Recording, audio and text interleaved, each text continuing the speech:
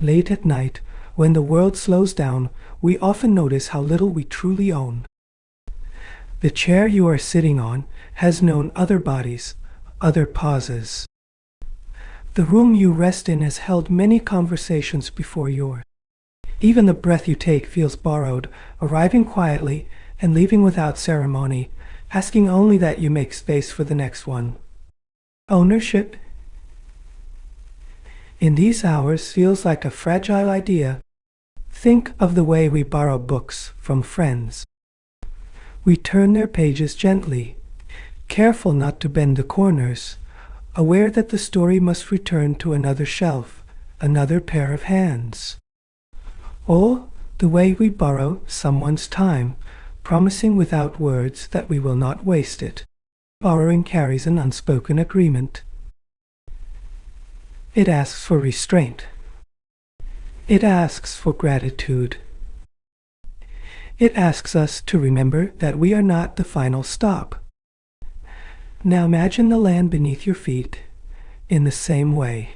Soil that has known countless footsteps, some hurried, some hesitant.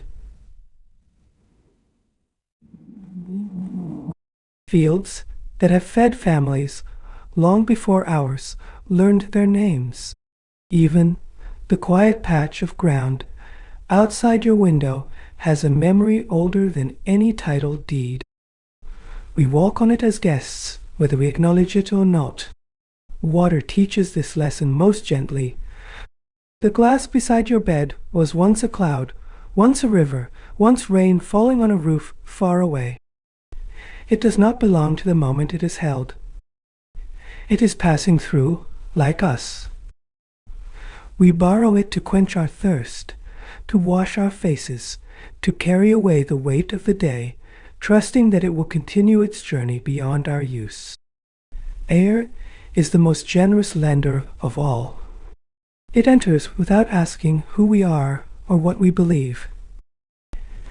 It has filled the lungs of strangers, ancestors, and children yet to be born. We share it across borders and years, unaware of its quiet continuity. To think of air as owned feels almost absurd when we notice how deeply we depend on what we cannot keep. Forests, too, feel like borrowed silence. Their shade remembers stories we will never hear. Trees stand not for a single lifetime, but for patience itself. They wait through seasons we rush past, offering shelter and balance without demanding recognition. To take from them without care is to forget that borrowing requires return, even if the return comes slowly, across time. And then there is climate, the most invisible inheritance of all. It wraps around our days, shaping what feels normal, what feels extreme, what feels safe. We step into it as if it were fixed, forgetting that it is shaped by countless choices made before us and quietly altered by what we do now. It is not a possession. It is a condition we receive and pass on. When we begin to see the environment not as something we own, but as something we hold briefly, the world softens. Responsibility no longer feels like a burden imposed from outside. It feels like care offered from within. A promise made not loudly, but quietly to those who came before and to those who will arrive after we are gone. At some point, borrowing began to feel inconvenient. Waiting felt inefficient. Returning felt optional. The quiet rhythm of taking and giving slowly slipped out of focus. The world learned new words for progress. Faster. Bigger. More. These words carried a promise of comfort, and they delivered it generously, at least for a while. Factories rose where fields once rested. Smoke became a sign of movement. Noise began to mean success. Silence started to feel unproductive, even suspicious. What was once taken carefully began to be taken confidently. Forests were measured by output, rivers by utility, land by how quickly it could be transformed. The idea of ownership settled in quietly. If something could be claimed, it could be used fully. If it could be used fully, it should be. Extraction no longer felt like interruption. It felt like entitlement. The earth became a storehouse, not a companion. Its limits felt distant, almost theoretical. Consumption followed naturally. When goods became abundant, restraint felt outdated. Desire learned to outrun need, and need learned to justify desire. Homes filled with things meant to save time, though time somehow felt shorter. Comfort grew, yet rest felt elusive. The pace kept quickening. Energy flowed invisibly into daily life. Lights, machines, screens, movement. The sources stayed hidden, making their cost easier to forget. Resource use quietly began to sprint, while nature continued to walk. Regeneration kept its slow, patient rhythm. Extraction refused to slow down to match it. For a long time, nothing seemed wrong. Shelves stayed stocked. Cities expanded. Warnings, when they appeared, felt distant and abstract. Nature is generous, but not infinite. It replenishes, but not on demand. This truth rarely fits into quarterly plans or immediate appetites. The last century trained us to expect instant availability. If something ran out, we assumed a substitute would appear. Somewhere. Somehow. Mining went deeper. Fishing went farther. Farming pushed harder. Each step felt small on its own, reasonable, even necessary. Together, they reshaped landscapes faster than memory could hold. Change became normal before we learned what had been lost. Children grew up thinking scarcity meant inconvenience, not absence. A delayed delivery, not an empty river or a silent forest. Waste learned to hide. Out of sight became out of mind. Landfills, oceans, skies quietly carried what daily life refused to see. Efficiency improved, yet total use kept climbing. Saving time did not slow us down. It only gave us space to consume more. The language shifted. Nature became a resource. Care became management. Balance became optimization. Something gentle hardened in the process. Ownership dulled attention. When something is owned, it is expected to obey. When it resists, it feels like failure, not feedback. Weather stopped being a companion and became an obstacle. Seasons were expected to cooperate with schedules and markets. We forgot how to wait. For soil to recover. For water to return. For forests to mature beyond immediate usefulness. The pace of taking no longer listened to the pace of giving. Two rhythms drifted apart quietly, steadily, without drama. Most days still felt normal.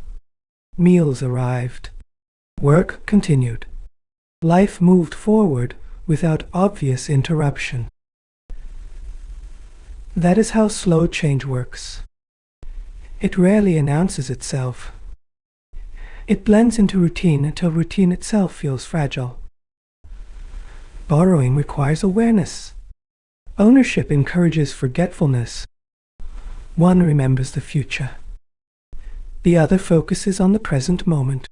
Development brought real comfort and real relief. It also carried a cost that stayed politely uninvited in conversation. Progress became a story told without its footnotes.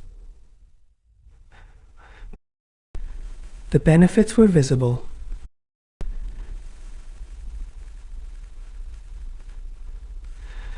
The debts were postponed. Extraction promised growth without endings. Consumption promised satisfaction without consequence. Both stories felt easier to believe. Regeneration, meanwhile, kept its quiet pace. Trees grew ring by ring. Rivers healed slowly, if allowed space. But space grew scarce. Patience felt expensive. Slowness looked like inefficiency rather than wisdom. The earth did not protest loudly. It adjusted where it could. It absorbed where it had to. Yet, adjustment has limits. Absorption fills up. Silence can mean strain, not consent. Somewhere along the way, borrowing was replaced by taking. Responsibility was replaced by access.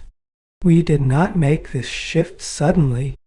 It happened gently, over decades, disguised as improvement.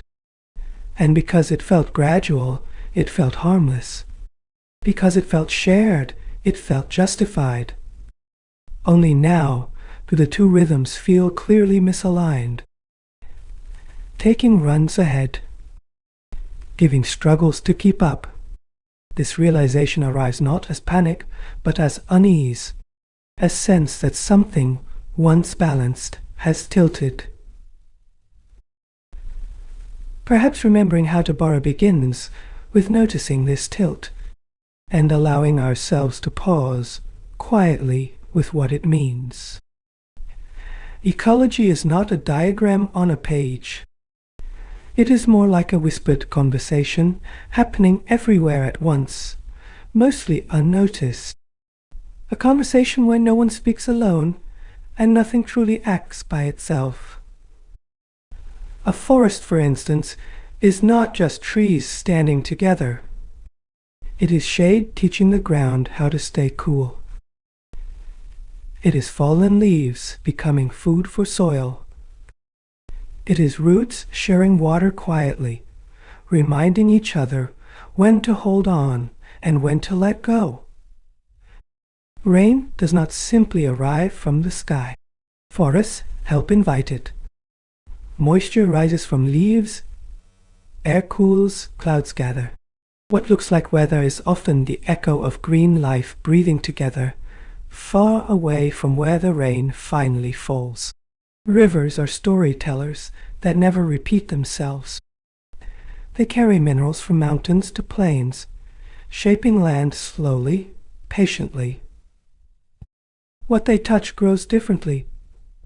What they leave behind feeds, fields, wetlands, and lives downstream that may never see the river's source. Soil looks still, but it is busy beyond imagination. Tiny organisms move through it, breaking down old life into nourishment for new roots. Healthy soil holds water gently, releases nutrients slowly, and gives plants the stability to grow without hurry. When soil is alive, agriculture feels less like force and more like cooperation. Crops respond better. Land rests and recovers. The difference is subtle at first, but over seasons, the land remembers whether it was cared for or pushed too hard. Insects enter the story quietly. A bee hovering over a flower seems insignificant, almost decorative.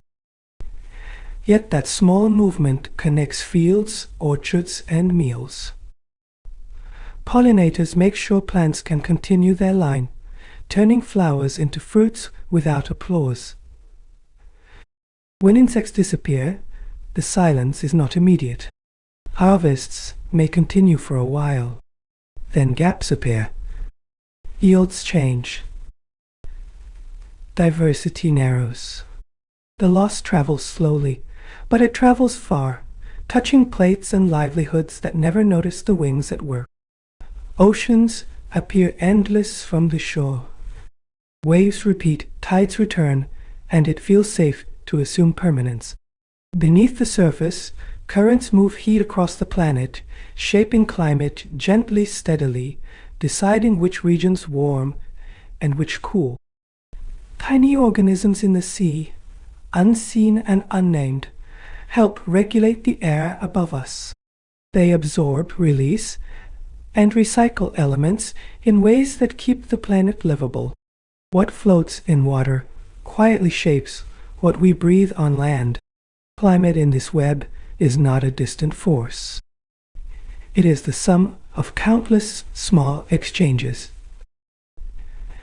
Evaporation, shade, wind, moisture, ice, change one thread, and the pattern shifts elsewhere, sometimes far away, sometimes years later. When forests thin, rainfall patterns adjust. When oceans warm, winds behave differently. When soil dries, crops struggle. None of this happens in isolation. Ecology does not believe in separate chapters. Every page bleeds into the next. This interdependence is not fragile in the way glass is fragile. It is resilient, adaptable, forgiving. But it depends on balance. Push too hard in one place, and pressure appears elsewhere, often quietly, without warning signs we expect. Human life is woven into this web, whether acknowledged or not. Food, water, shelter, stability, all arrive through these connections. Even cities, seemingly independent, rely on distant forests, rivers, insects, and currents doing their quiet work. Ecology does not ask for reverence or fear.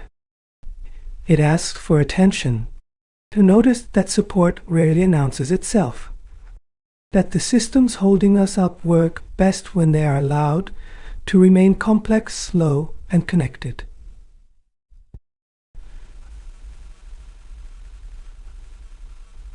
Understanding this does not require expertise, only patience. A willingness to see the world not as parts to be controlled, but as relationships to be lived within. When we listen closely, ecology stops sounding like science alone. It begins to sound like a story we are already inside, whether we choose to listen or not. When balance is disturbed, the change rarely feels dramatic at first. It arrives as small discomforts. A hotter afternoon, a cough that lingers, a familiar bird that no longer appears at dawn. Loss enters quietly, blending into routine before we recognize it as loss. Deforestation often begins far from daily sight. A road here, a lane there. Trees fall one by one, not as a spectacle, but as background activity. Over time, shade retreats, soil loosens, and landscapes feel strangely exposed, as if something protective has been removed. With trees gone, rain behaves differently. Sometimes it rushes instead of soaking. Sometimes it doesn't arrive at all. Streams dry faster. Floods feel sharper. The land begins to respond to absence.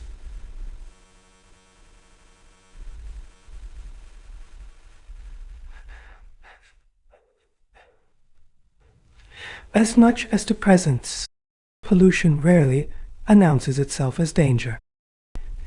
It looks like progress for a long time. Smoke, that means work. Waste, that means consumption. Water that carries what the city discards without complaint. Only later does the cost surface slowly in breath, skin, and health. Air grows heavier without changing color. Lungs adjust until they cannot. Children grow used to wheezing. Elders tire sooner. Clean air, once assumed, becomes something discussed, measured, and occasionally mourned. Water pollution feels personal in unexpected ways. A river that once invited touch now warns against it. Fish disappear quietly. Foam gathers where it shouldn't. Communities downstream inherit what upstream convenience releases. Biodiversity loss is often invisible until it isn't. Species decline does not arrive with ceremony. It shows up as silence. Fewer insects at night. Fewer birds on wires. Ecosystems thinning like memories left unvisited. When one species disappears, another feels the strain. Predators lose prey. Plants lose pollinators. Balance tilts gently at first, then struggles to right itself. Life adapts, but adaptation has limits. Waste is perhaps the most intimate form of degradation. It comes from our homes, our habits, our daily choices. It accumulates patiently, outlasting usefulness. Plastic travels farther than intention, settling into soil, water, and bodies. Landfills rise quietly at the edges of cities.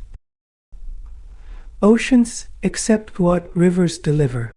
What is thrown away never truly leaves. It only changes location, becoming someone else's environment, someone else's burden. Over time, these changes shape how life feels. Food tastes different. Seasons feel unfamiliar. Illness becomes common enough to feel normal. Environmental stress settles into daily experience, no longer extraordinary, just expected. Yet even as damage spreads, recognition grows. Societies begin to speak about protection not as luxury, but as necessity. Clean surroundings start to feel inseparable from a life lived with dignity. Courts and institutions, reflecting this shift, have acknowledged what people already feel, that a healthy environment is not separate from well-being, that breathing clean air and drinking safe water are part of living fully, not optional extras. These recognitions do not erase damage. They signal awareness. A collective pause. An attempt to name what has been felt in bodies long before it was written anywhere. Environmental laws emerge from lived discomfort, from rivers that caught fire, from cities that couldn't breathe, from forests that vanished faster than explanations could justify. They are reminders that nature's degradation eventually reaches human life. That harm does not stay contained, that what we disturb outside returns inward, patiently, persistently. Still, protection on paper does not heal soil by itself. Recognition does not replant forests overnight. Awareness is only a beginning, not a conclusion. The challenge lies in translating knowing into living differently, in treating environmental care not as obligation, but as continuation of life itself. Degradation teaches slowly, but firmly. It shows that convenience borrowed from the future comes with interest, that comfort gained without care asks to be repaid later. When ecology frays, society feels it. Health systems strain. Livelihoods weaken. Trust in stability erodes.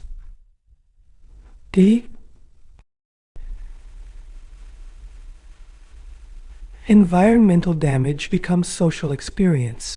And yet, within this recognition, there is also possibility. To notice the connections again. To remember what balance once felt like. To see protection not as restriction, but as repair. Perhaps the deepest loss is not of resources, but of relationship, forgetting how it feels to belong to a living world rather than stand apart from it. Remembering begins not with alarm, but with attention, with listening to what the land, air, and water have been quietly telling us all along. Climate change rarely feels like a sudden event. It feels more like a delayed reply. Decisions made years ago returning quietly, reshaped by time, arriving in seasons that no longer behave as remembered. A warmer world does not announce itself with a single hot day. It settles in gradually. Nights refuse to cool. Summers stretch longer. What once felt unusual begins to feel routine, even as bodies struggle to adjust. Heat waves tell personal stories. A worker resting more often. An elderly person staying indoors. A child finding unbearable. Temperature rises translate into exhaustion, lost productivity, and fragile health long before they become headlines.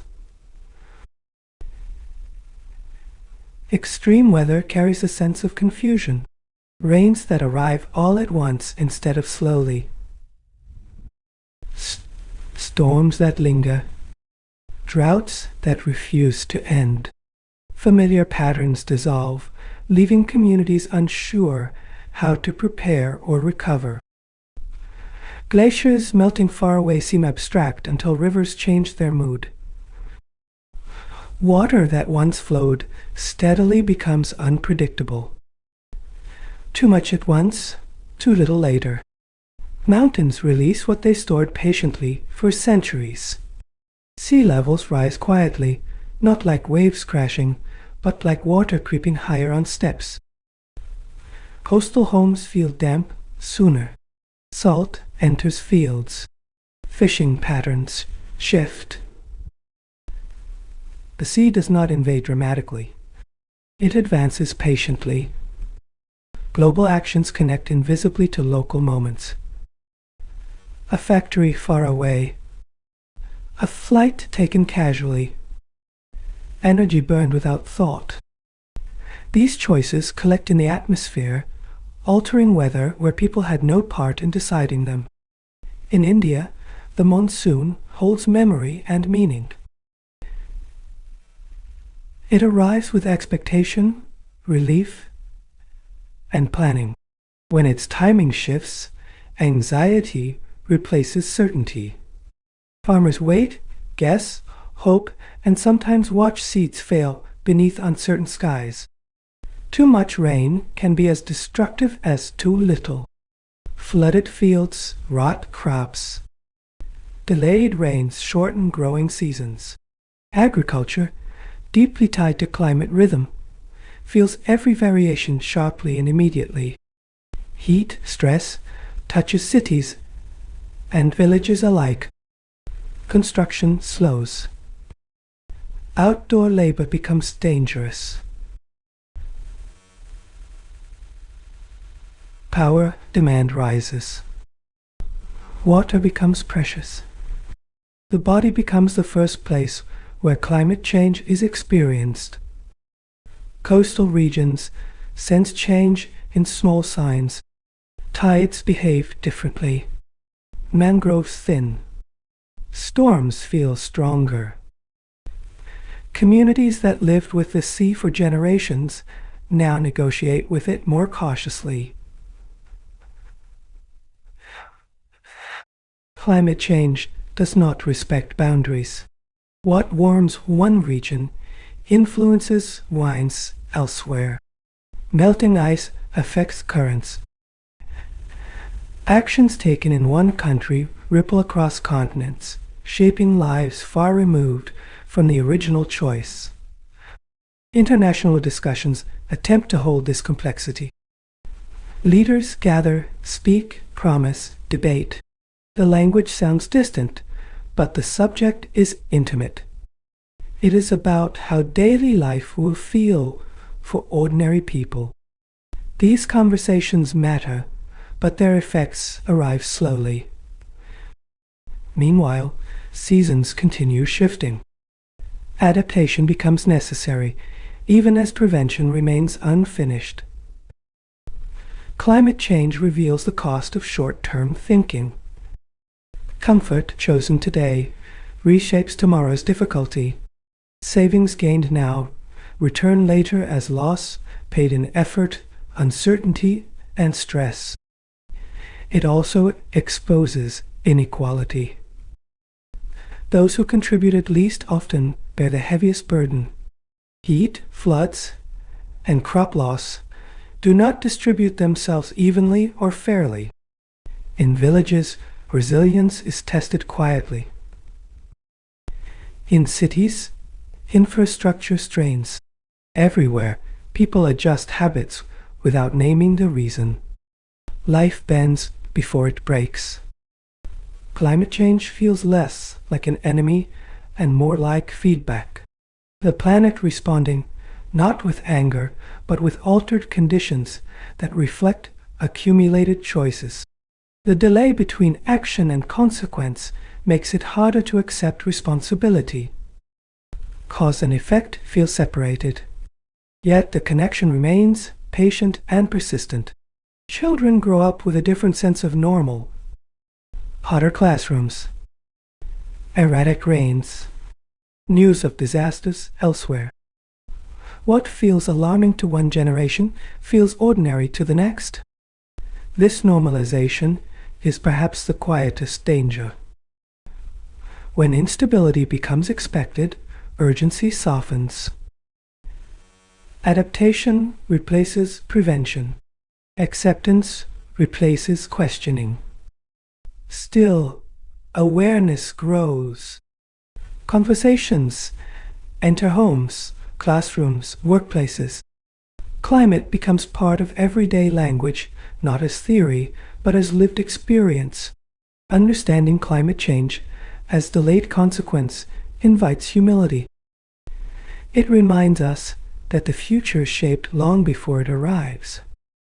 And perhaps in noticing this delay, we find space to pause, to consider how choices made today will feel when they return, years from now, as weather, water, and heat. India's environmental journey has never been simple. It has unfolded alongside independence, growth, aspiration, and urgency. Development arrived carrying hope, and conservation followed, trying to keep pace without slowing the promise of a better life. Roads, dams, factories, and cities were seen as necessities. They still are. At the same time, forests, rivers, and coasts continued to hold lives and livelihoods that could not be easily replaced or relocated. Balancing these realities became an ongoing negotiation rather than a settled answer. Each project asked not only what it would create, but also what it might disturb, displace, or quietly change. Environmental impact assessment entered this space as a pause, a moment meant for looking ahead before moving forward. Not to stop development, but to understand its weight, its reach, and its possible consequences. In practice, this pause has felt uneven, sometimes careful, sometimes hurried. The intention remains clear, even when execution struggles with timelines, pressures, and competing interests. National environmental policies grew gradually, reflecting changing awareness. Early concerns about forests and wildlife expanded to include air, water, waste, and climate. Each policy carried the language of balance, though balance itself remained elusive. Regulatory institutions emerged to translate intention into oversight. They listened to reports, issued permissions, set conditions. They became spaces where environment and economy met, often uneasily, across files and hearings. These institutions do not operate in isolation. They exist within political priorities, administrative capacity, and public expectations. Decisions are rarely simple approvals or rejections. They are negotiations shaped by context and constraint. When governance falters, courts sometimes enter the conversation, not as planners, but as listeners to grievances that could not find resolution elsewhere. Judicial intervention becomes a reminder that environmental harm eventually reaches people. Such interventions often speak the language of rights, health, and dignity. They echo lived experience more than theory. Rivers too polluted to drink, air too heavy to breathe, land too damaged to support life as before. Yet courts too face limits. They can question, direct, restrain. They cannot replace governance or substitute long-term planning. Their role highlights gaps rather than filling them completely. India's diversity adds another layer. Environmental decisions affect regions differently. What feels urgent in a mining belt differs from a coastal village or a growing city. One policy must stretch across many realities. Communities experience environmental regulation not as abstraction, but as presence or absence, as consultation or exclusion, as protection or delay. Trust builds slowly, especially when livelihoods feel at stake. Development pressures rarely wait. Population growth, employment needs, infrastructure demands push decisions forward. Environmental concerns ask for patience in a system trained to value speed. This tension does not have villains or heroes. It has trade-offs, choices made with partial information, outcomes that look reasonable in one moment and costly in another. Over time, awareness has deepened. Environmental language has moved from margins to mainstream. Impact, sustainability, and resilience enter conversations once focused only on output and growth. Still, translating awareness into practice remains complex. Laws exist, institutions function, courts intervene. Yet ecosystems continue to strain, reminding us that systems on paper and systems on land do not always align. India's environmental journey reflects a society learning in motion, adjusting course without stopping, correcting without undoing, carrying both ambition and caution forward together. Perhaps the most honest feature of this journey is its incompleteness. There is no final framework, no perfect balance achieved once and for all. Instead, there is continuous adjustment, listening to consequences, revisiting assumptions, accepting that development and conservation are not opposing forces, but uneasy companions sharing the same path. This shared path asks for maturity rather than certainty. For decisions that recognize limits without denying needs. For governance that evolves as understanding deepens. India's experience suggests that environmental care is not a destination reached, but a process lived, one shaped by law, institutions, courts, communities, and time. And within this process, the challenge is not choosing between growth and nature, but learning how to let both exist without one erasing the other. Intergenerational justice begins with a simple question. Who is not in the room when decisions are made? Children yet unborn. Lives not yet shaped. Voices that cannot argue, but will live with the outcomes we choose today. Environmental laws often carry this silence within them. They speak not only for present discomfort, but for future possibility. They acknowledge that absence does not mean irrelevance. When a forest is cleared, it is not only today's shade that disappears. It is tomorrow's rainfall, tomorrow's soil, tomorrow's livelihoods.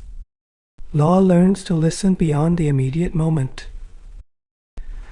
This listening requires imagination. To picture lives that will inherit altered landscapes. To consider that comfort enjoyed now may become constraint later. Sustainable living, in this sense, is less about restraint and more about continuity. About ensuring that what supports life today remains available, recognizable, and functional for those who come next. Precaution grows from humility, from accepting that not all consequences are visible immediately, that some damage unfolds slowly, revealing itself only after repair becomes difficult or impossible. Responsibility enters quietly here, not as punishment, but as acknowledgement. An understanding that actions leave traces, that someone, somewhere, eventually bears their weight. Environmental harm often feels anonymous. Polluted air has no signature. Contaminated water names no individual culprit. Law steps in to remind us that anonymity does not erase accountability. In India, courts have occasionally given language to this responsibility. They have recognized that environmental protection is inseparable from life itself, extending beyond present enjoyment into future security. The Supreme Court of India has often spoken of environment as a trust, not owned outright by any generation, but held carefully, temporarily, for those yet to arrive. This idea reshapes how damage is viewed. Harm is no longer only what hurts now. It includes what reduces future choice, future health, future dignity. Intergenerational justice does not ask today's generation to stop living. It asks it to live with awareness, to recognize that ease achieved by borrowing too much leaves others with fewer options. Development, seen through this lens, becomes a shared timeline. One generation moves the story forward, but does not get to write the ending alone.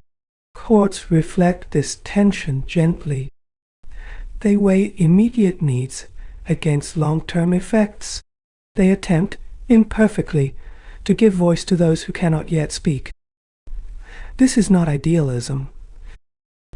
It is realism stretched across time, acknowledging that decisions are rarely reversible once ecosystems cross certain thresholds. Environmental jurisprudence grows from lived experience, from seeing rivers die, forests thin, air thicken, and realizing that repair is harder than protection. Future generations will not ask what we intended. They will live with what we left behind. Law understands this gap between intention and outcome. Intergenerational thinking slows decision-making, and that slowness often feels uncomfortable. Yet it creates space for reflection that speed rarely allows. Responsibility here is shared, not individualized. It belongs to societies, institutions, markets, and habits. No single actor carries it alone, but no one escapes it entirely. Environmental laws become bridges across time. They connect present choice with future condition. They insist that progress includes remembering those who inherit it. This perspective softens blame while sharpening care. It does not accuse. It reminds. Intergenerational justice is less about sacrifice and more about fairness. about ensuring that tomorrow's children receive not a depleted inheritance, but a livable starting point. The future does not need perfection. It needs possibility.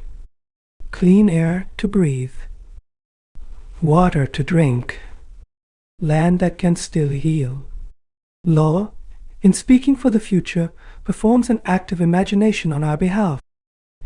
It asks us to pause briefly and look beyond ourselves. And in that pause, we are invited to see stewardship not as burden, but as belonging. A quiet acceptance that we are part of a longer story than our own lifetime. The environment does not begin in forests or oceans alone. It begins at the tap in the morning. Water flowing easily makes forgetting easy. Only when pressure drops or supply skips a day does attention return. A longer shower feels harmless. A leaking tap feels minor. Together, they add up quietly. Groundwater lowers without sound, without complaint, until wells need to dig deeper to find what once waited near the surface. Cities drink more water than they can see. What arrives through pipes often comes from far away, borrowed from rivers and aquifers that do not announce their exhaustion until much later. Water scarcity rarely feels dramatic at first. It shows up as tankers becoming common, as schedules for supply, as arguments over timing. Scarcity becomes routine before it becomes alarming. Waste follows a similar path. It leaves our homes daily, neatly packed, and disappears. Out of sight, it piles up. Cities generate mountains of waste each day, growing quietly as consumption grows. Plastic wrappers feel weightless. Packaging feels temporary. Yet these light things linger the longest. They move from bins to landfills to water bodies, staying long after usefulness has ended. Urban living teaches convenience well. Food arrives quickly. Goods are replaced easily. Repair feels slower than replacement. The rhythm of daily life favors disposal over care. Consumption patterns rarely feel excessive in isolation.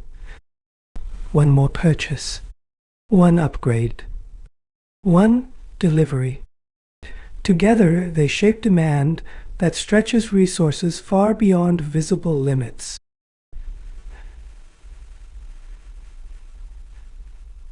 Electricity flows without resistance.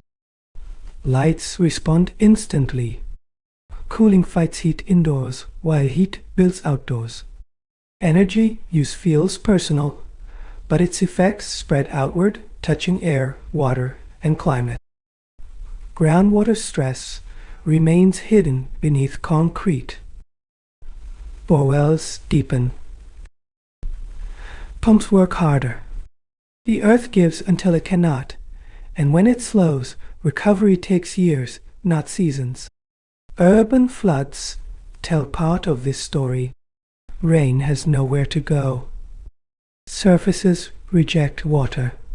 Drains clog with what was thrown away carelessly. The city struggles with water both in excess and in absence. Food waste carries its own quiet weight.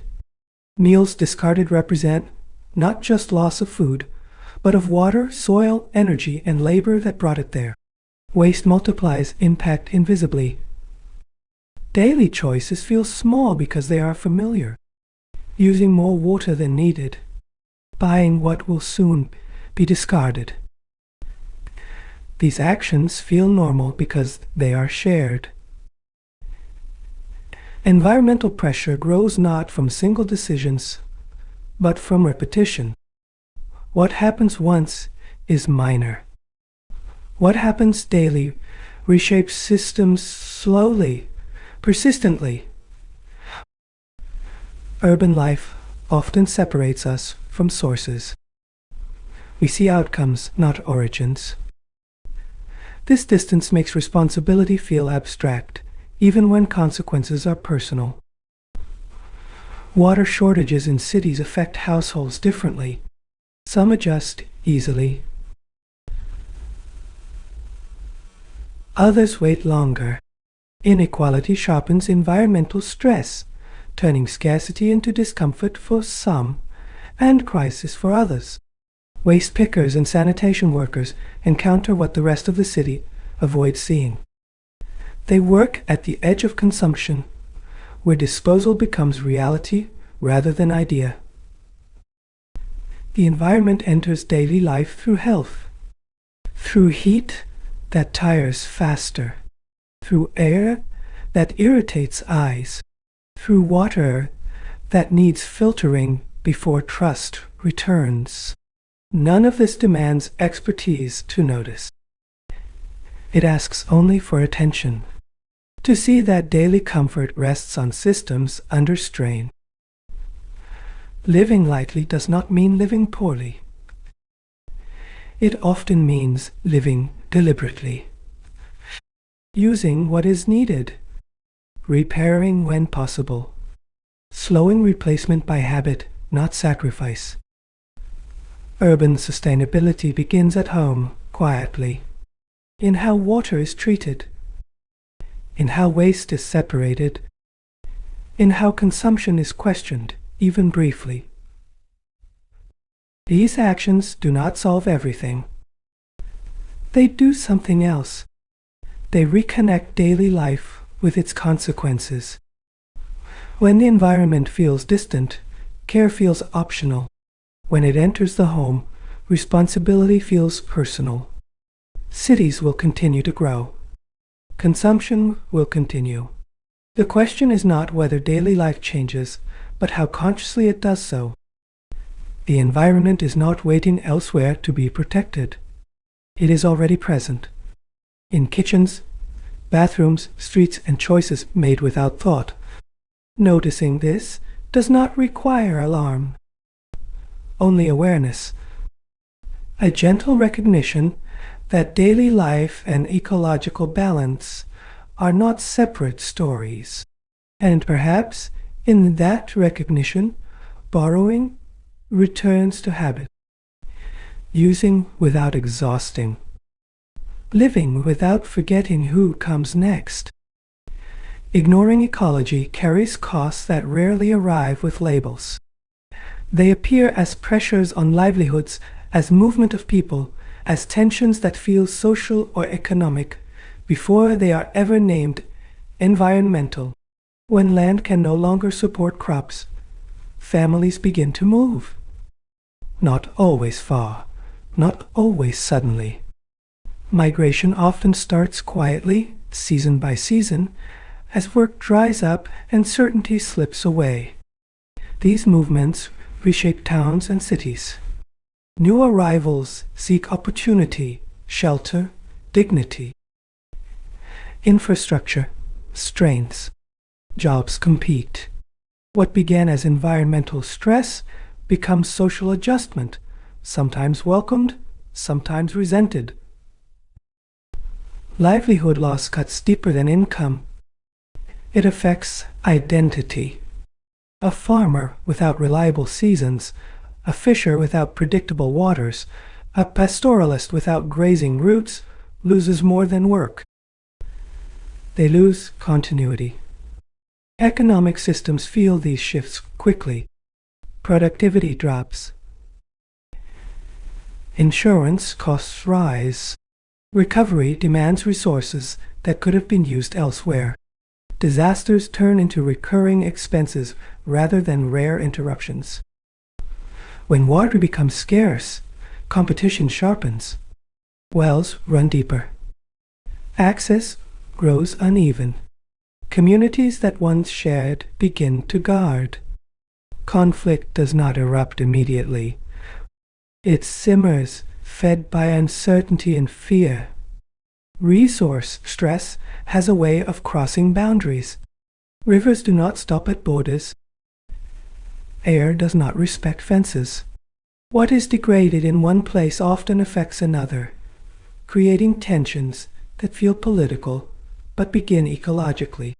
Disaster vulnerability exposes inequality. Floods wash away informal housing first.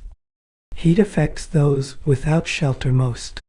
Recovery favors those with savings and access, leaving others to rebuild repeatedly from less.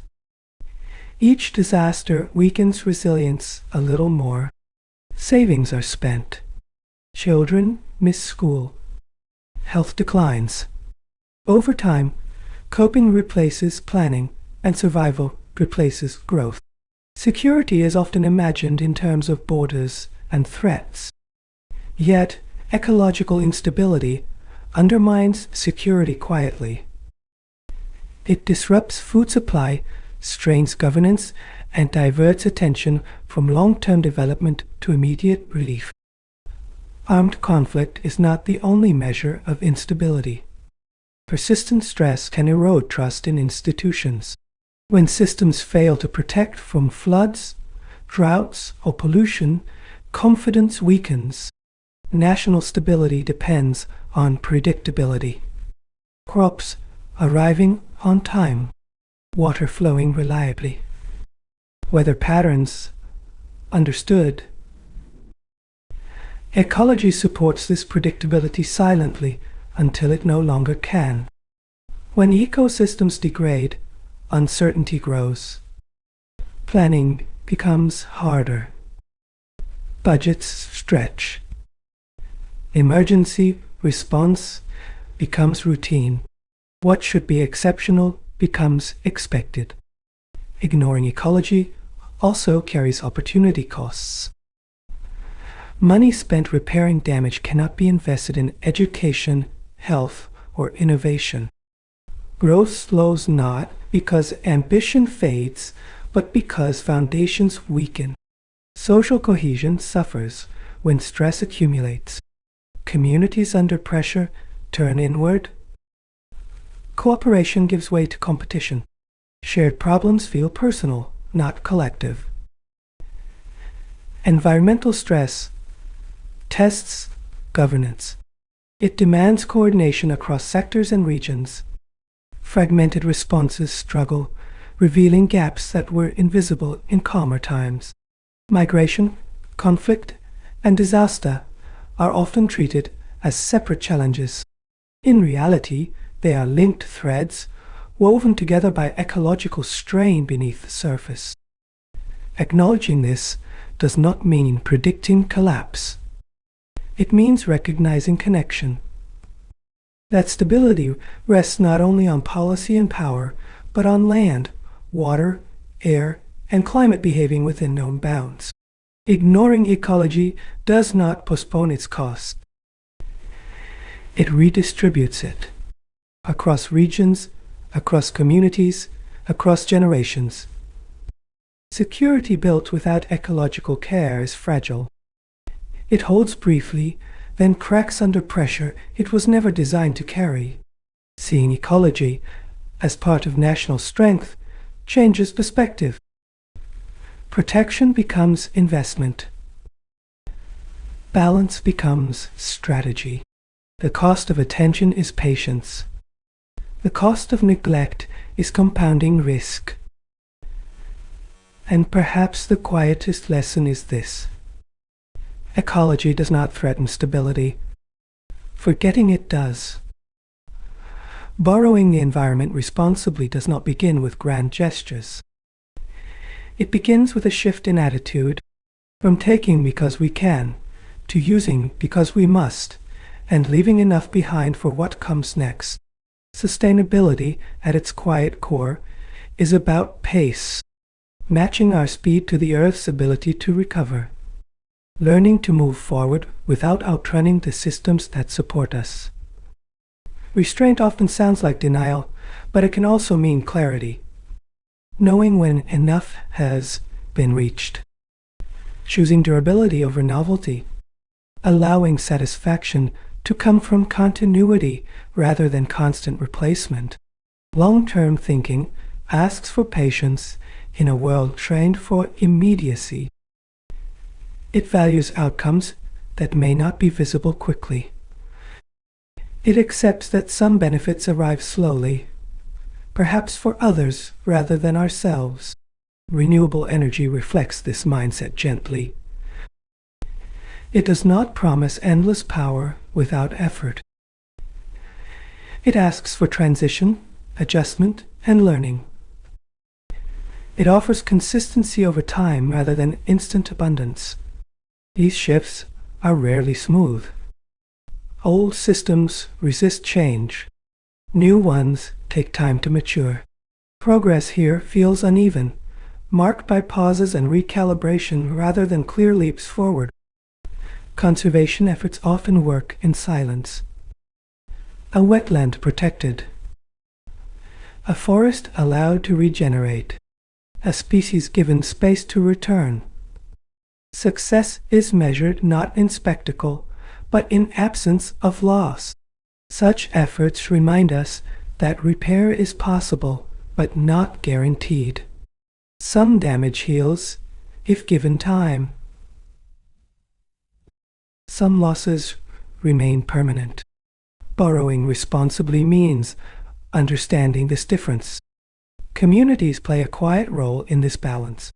Traditional practices, local knowledge, and lived experience often hold lessons about using without exhausting. These are not relics of the past, but resources for the present. Cities, too, experiment slowly. Public transport expanded. Waste managed with more care. Water reused where possible.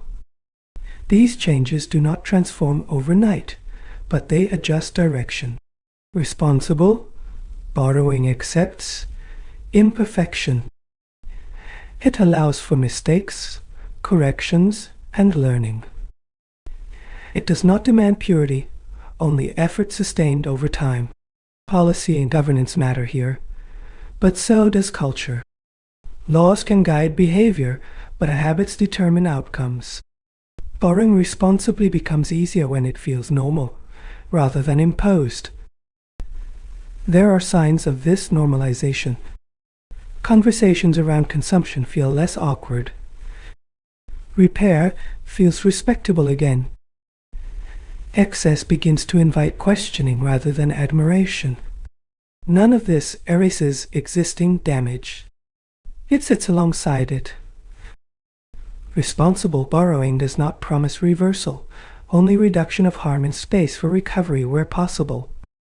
The future imagined here is not flawless. It is functional. A world where systems continue to support life without constant crisis management. This approach values resilience over speed, stability over maximum output. It accepts that growth has shape and boundary. Borrowing responsibly also means acknowledging limits openly, recognizing that not everything can expand endlessly, that some things must be protected precisely because they are finite. There is no single moment when this mindset arrives fully. It grows gradually through repetition and reflection, through choosing again, even after choosing poorly before. Responsibility here is not heavy. It is steady. It asks for attention rather than sacrifice, for care rather than control. When the environment is borrowed thoughtfully, it remains familiar. Rivers still flow. Seasons still return. Life continues with recognizable rhythm. This continuity may be the quiet reward of restraint, not abundance without end, but sufficiency that lasts. Borrowing responsibly does not seek applause.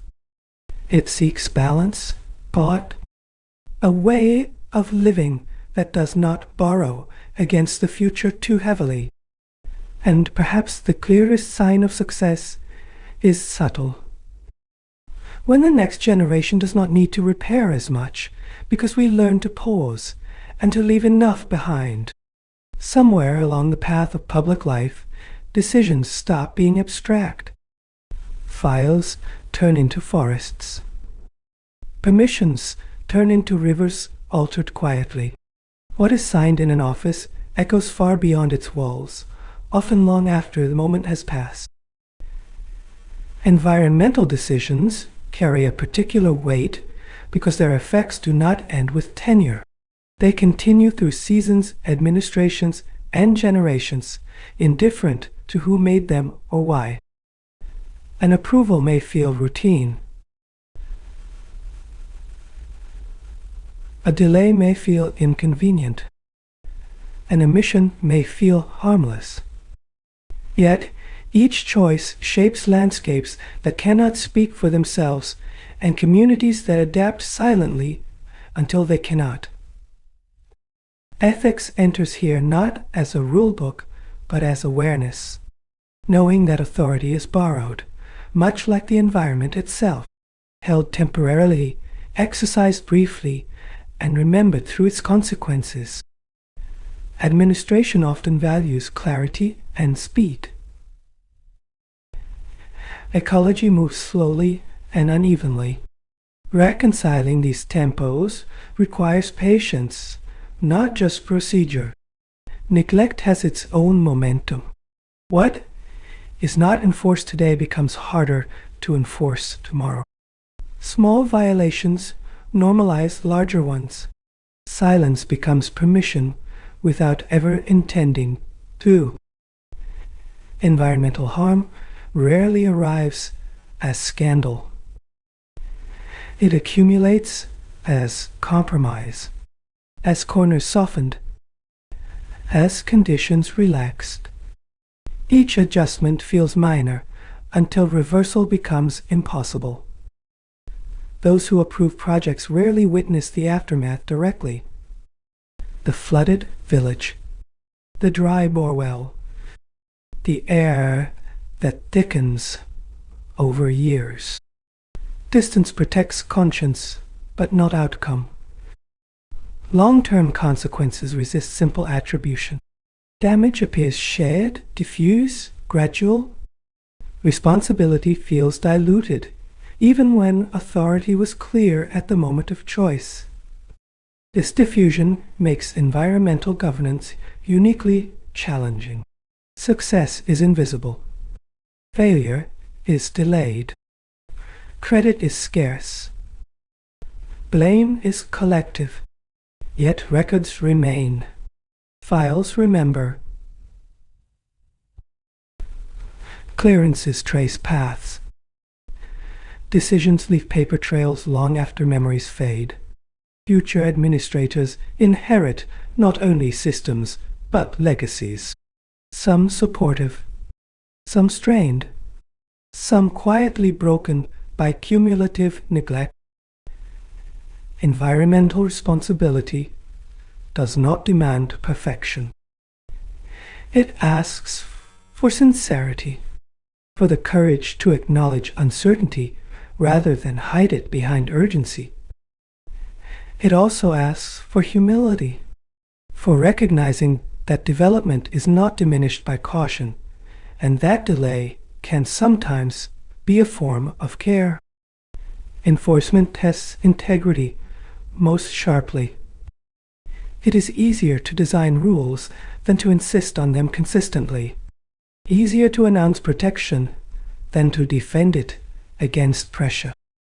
Where enforcement weakens, ecosystems pay first. People follow later. Trust erodes slowly but deeply. Ethical administration is often quiet. It does not seek recognition. It accepts friction. It absorbs inconvenience to prevent harm that would be harder to undo. Environmental choices rarely offer clear victories. They offer trade-offs. Losses avoided rather than gains celebrated. Those who carry authority shape more than outcomes. They shape norms. What is tolerated? What is questioned? what becomes routine. In this sense, every decision teaches. It tells future colleagues what matters, what can be overlooked, what is worth defending. Environmental governance is not only technical, it is moral in the simplest sense.